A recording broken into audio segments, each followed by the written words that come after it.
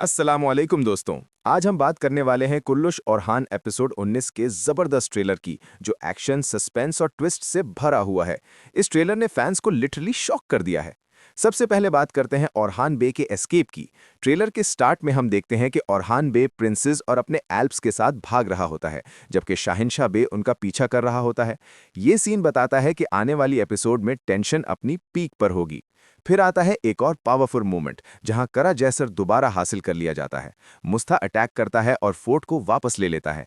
यहाँ सबसे इंटरेस्टिंग बात यह है कि औरहान बे दामिर खान और शाहिनशाह बे के ट्रैप्स को तोड़ते हुए सक्सेसफुली किले तक पहुंच जाता है।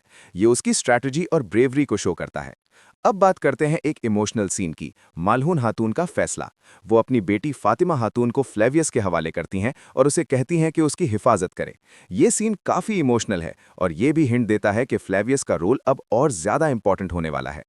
इसके बाद एक और शॉकिंग ट्विस्ट, एंड्रियास का हमला। एंड्रियास आसपोर्चा को किडनैप कर लेता है और उसे कत्ल करने का प्लान बनाता है। ये स्टोरी लाइन आने वाले एपिसोड्स में और इंटेंस होने वाली है।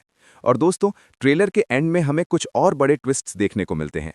निलुफर हातून डैफ्ने को कैप्चर कर लेती है, जो कि स्टोरी को एक नई डायरेक्शन देता है। और सबसे इंपॉर्टेंट मोमेंट, फ्लावियस फातिमा हातून को औरहान बे के पास ले आता है।